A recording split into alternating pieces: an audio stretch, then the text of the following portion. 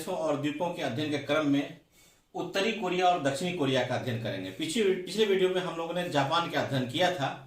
आज हम देखेंगे उत्तरी कोरिया वही देश है जिसने अमेरिका जैसे विश्व शक्ति के नाक में दम करके रखा है और वर्तमान में यह विश्व में परमाणु संकट का एक बड़ा कारण बन सकता है। लेकिन यहां हम उसके भूगोल और इतिहास के बारे में थोड़ा सा अध्ययन करेंगे। यह मानचित्र देखिए, इसको गौर से देखिए। परीक्षा में यह प्रश्न पूछा जाता है कि दक्षिणी कोरिया की सीमा कितने देशों के साथ लगती है? एक देश के साथ, वह है उत्तरी कोरिया। लेकिन जब पूछा जाता है कि उत्तरी कोरिया की सीमा कितने देशों के साथ लगती है, तो उत्तरी कोरिया की सीमा 3 देशों के साथ लगती है, दक्षिण कोरिया, चीन और रूस। कई लोग अगर इसको पहले से अध्ययन किए नहीं रहते हैं तो परीक्षा में ये गलत कर देते हैं, क्योंकि उन्हें लगता है कि उत्तरी कोरिया का रूस से कोई कनेक्शन नहीं है। लेकिन दोस्तों, रूस का एक व्लादिवोस्टोक शहर है जो रूस का पूरब का सबसे बड़ा शहर है। और आप जानते होंगे कि सेंट पीटरबर्ग से लेकर के व्लादिवोस्टोक तक जो उसका ट्रांस साइबेरियन रेलवे है, यहीं तक आता है। तो व्लादिवोस्टोक शहर उत्तरी कोरिया के काफी करीब है और यहाँ पर रूस और चाइना के साथ उत्तर में और दक्षिण में दक्षिण कोरिया के साथ इसकी सीमाएं लगती हैं। इसके पूरब में जापान है। इतना ही इसका ये है, ये पीला सागर है, ये जापान सागर है, ये सुशीमा स्ट्रेट है, ये पूर्वी चीन सागर है, जिसको हम अगले मानचित्र में अच्छे से देखेंगे। उत्तरी कोरिया की सीमा चीन के साथ युलू नदी बनाती है। बहुत ही इंपॉर्टेंट इंफॉर्मेशन है, आप ध्यान दीजिए। आप 2 नदी को याद रखिए, युलू नदी और ट्यूमेन नदी। चीन के साथ युलू नदी उत्तरी कोरिया की सीमा बनाती है, जो कोरिया बे में आकर गिर जाती है, या बड़े रूप में पीला सागर में।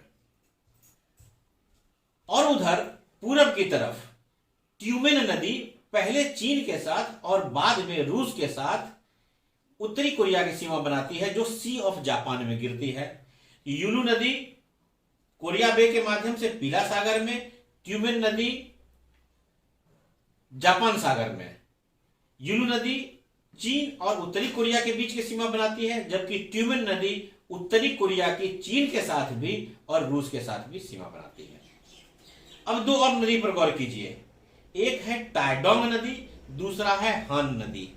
जीके में आप पढ़ा करते हैं कि विश्व के प्रमुख देशों की राजधानी या बड़े शहर किस नदी के किनारे स्थित है। तो बड़े बड़े का तो आप अध्ययन करते हैं, लेकिन इनका अध्ययन नहीं करते हैं और परीक्षा में जब यह आता है तो आप वहां गलत कर देते हैं। तो नॉर्थ कोरिया की राजधानी प्योंगयांग टाइडोंग नदी के किनारे है, जबकि साउथ कोरिया की राजधानी सियोल हान नदी के किनारे है, और ये दोनों ही नदियां पीला सागर में गिरती हैं। अब आइए, ये जो पीला सागर आप देख रहे हैं, यह पीला सागर में के अंदर में वास्तव में 2 तरीके का, एक इधर बे है और इधर सागर है। आप बे शब्द को जानिए। आप देखते होंगे कि बे ऑफ बिस्के या बंगाल की खाड़ी को अंग्रेजी में बे ऑफ बंगाल कहते हैं। आखिर उससे हिंदी में खाड़ी कहते हैं, तो हिंदी में तो खाड़ी शब्द ही इस्तेमाल किया जाता है, लेकिन अंग्रेजी में जो इस तरह के जो क्षेत्र होते हैं उसको मुंह के खुलने के दृष्टिकोण से 3 भाग में बांटते हैं। किस भाग में बांटते हैं? 3 भाग में बांटते हैं। क्या कहते हैं? गल्फ, बे, बाइट। गल्फ जो अपेक्षाकृत सकरा हो, बे जो थोड़ा फैला हो, और बाइट जो पूरी तरीके से फैला हो। गल्फ, बे, बाइट। गल्फ के कई एग्जाम्पल हैं, ठीक है। पर्शियन गल्फ, ये भी आप देख सकते। पर्शियन गल्फ, बे के कम एग्जाम्पल है, जैसे बे ऑफ बंगाल इस तरीके से खुला हुआ है, बे ऑफ बिस्के इस तरह से खुला हुआ है, और बाइट के भी बहुत कम एग्जाम्पल हैं। आप अभी इस वीडियो को देखने के बाद ऑस्ट्रेलिया का मानचित्र खोलिएगा, और ऑस्ट्रेलिया का जो दक्षिण का भाग है, जो ऐसे कर्व लिया हुआ है, इस कर्व के बीच इस भाग को कहते हैं, उसको कहते हैं ग्रेट ऑस्ट्रेलियन बाइट। तो गल्फ, बे और बाइट, तो ये बे है, यानी अपेक्षाकृत खुला हुआ है।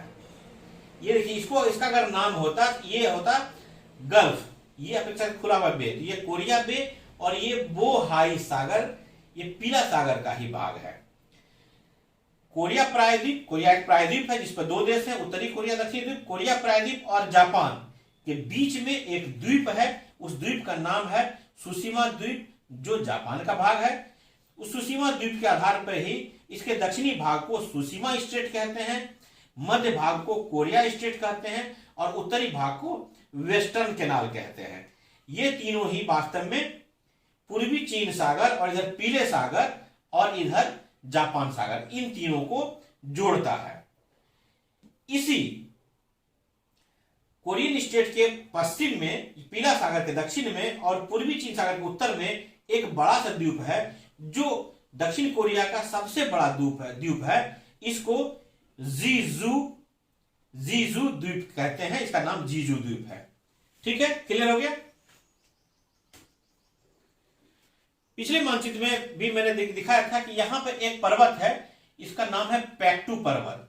वास्तव में नॉर्थ कोरिया का सबसे ऊंचा भाग है ये, यहीं से ये दोनों नदी निकलती है, येलू नदी और ट्यूमेन नदी, पेक्टू पर्वत। तो पेक्टू पर्वत को और बड़े में यहां देख लीजिए, ये पेक्टू पर्वत है जो 2744 मीटर है। भारत के दृष्टिकोण से, क्योंकि भारत में हिमालय है और हिमालय में कई ऊंची श्रृंखलाएं हैं, इसलिए हमें 2744 कोई ज्यादा बड़ा नहीं लगता होगा, क्योंकि हमारे पश्चिमी घाट की जो सर्वोच्च चोटी है उसकी ऊंचाई है 2695। तो इस दृष्टिकोण से नहीं है, लेकिन फिर भी कोरिया का ये सब, कोरिया प्रायद्वीप का ही सबसे ऊंचा भाग है और उत्तर कोरिया की सर्वोच्च चोटी है पेक्टू पर्वत। इसी से दोनों नदी निकलती है, यालू नदी जो कोरिया बे में गिरती है और उधर ट्यूमेन नदी जो जापान सागर में गिरती है।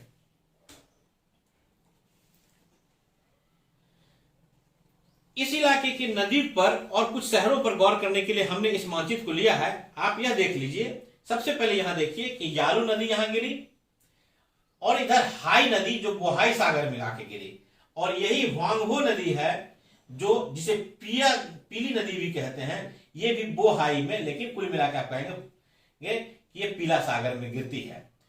तो यालू नदी कोरिया बे में, हाई नदी और ये वांगहो नदी बोहाई सागर में गिरती है, जबकि एशिया की सबसे बड़ी नदी यांगजी यह पूर्वी चीन सागर में गिरती है।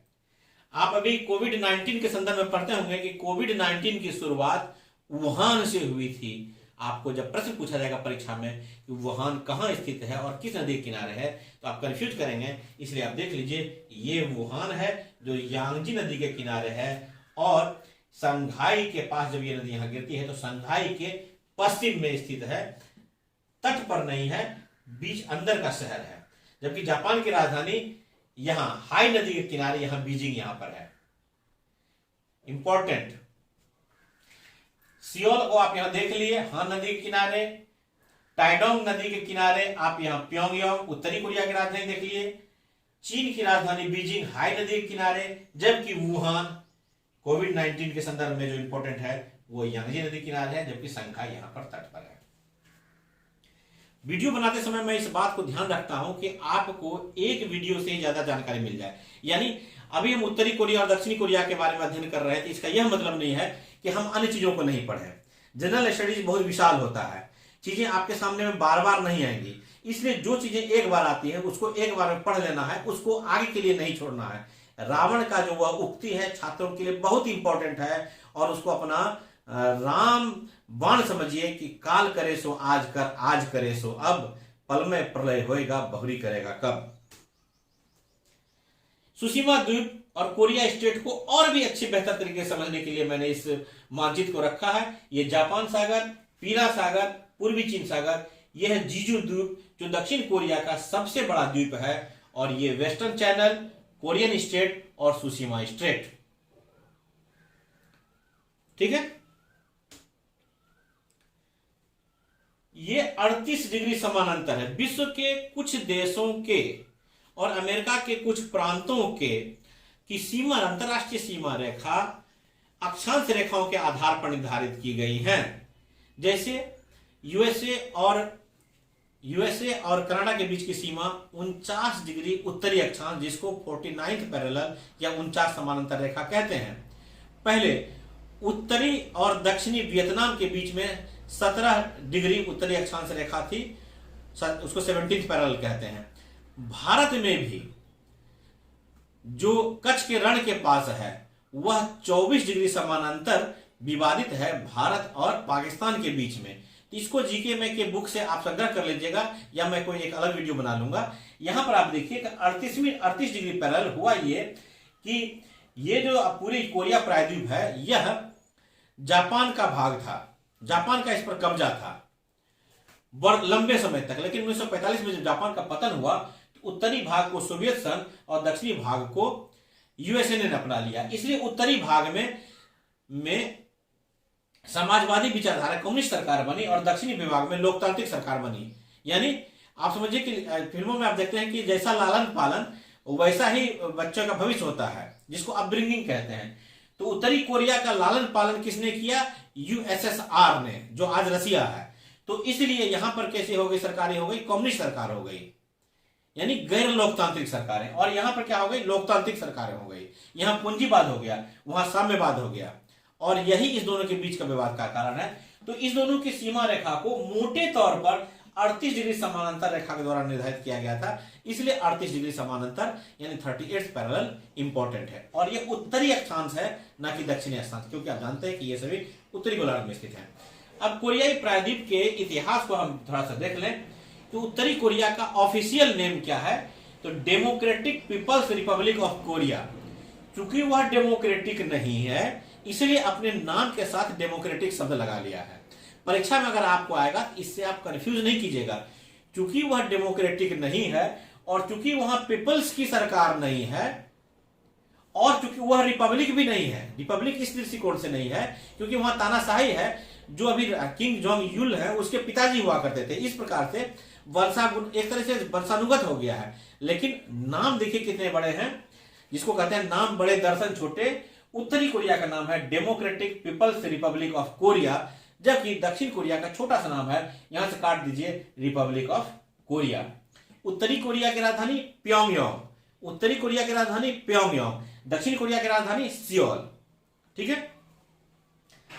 अगस्त 1910 से सितंबर 1945 तक इस पर मैंने बताया था अभी कि जापान का कब्जा था। जापान पर बम गिराया गया तो जापान जब सरेंडर किया 1945 में तो जापान इसको दो देशों के बीच, सोवियत संघ और संयुक्त अमेरिका के बीच में बांट दिया गया। और इस कारण से सोवियत संघ से उत्तरी भाग गर्म हो रहा था और यूएसए कारण दक्षिणी भाग जो है नशे में था। तो दोनों आपस में लड़ाई करते रहे। तो 1950 से 53 के बीच में इसमें खूब लड़ाई हुई। और चूंकि यूएसए द्वितीय विश्व युद्ध के बाद विश्व दो ध्रुवों में बट गया था, साम्यवादी विचारधारा वाले सोवियत संघ के साथ और पूंजीवादी विचारधारा के वाले यूएसए के साथ हो गए थे। और इन दोनों के बीच में जो युद्ध चला, जो मौन युद्ध चला, जो बिना हथियार के, यानी हथियार की धमकी तो होती थी लेकिन हथियार का प्रयोग नहीं होता था, इसे शीत युद्ध कहा गया। और शीत युद्ध का सर्वाधिक खामियाजा यही कोरियाई प्रायद्वीप को भोगना पड़ा। और उत्तरी कोरिया, दक्षिणी कोरिया जो भाषा, बोली, रंग, रूप सभी के दृष्टिकोण से एक ही हैं, लेकिन वो आज विश्व के दो बड़े दुश्मन देश हैं। इतनी दुश्मनी कि आप उसकी कल्पना नहीं कर सकते हैं। तो बाद में जाकर 1953 में दो देशों के रूप में ये जन्म ले लिए और वर्तमान में इन दोनों के बीच में संघर्ष जारी है। तो ये था उत्तरी कोरिया और दक्षिणी कोरिया देशों के बारे में कुछ भौगोलिक जानकारी, और इसमें हम लोगों ने कुछ उनके इतिहास के बारे में पढ़ा। इसी क्रम को हम आगे बढ़ाएंगे अगले वीडियो में। फिलहाल इजाजत दीजिए, नमस्कार।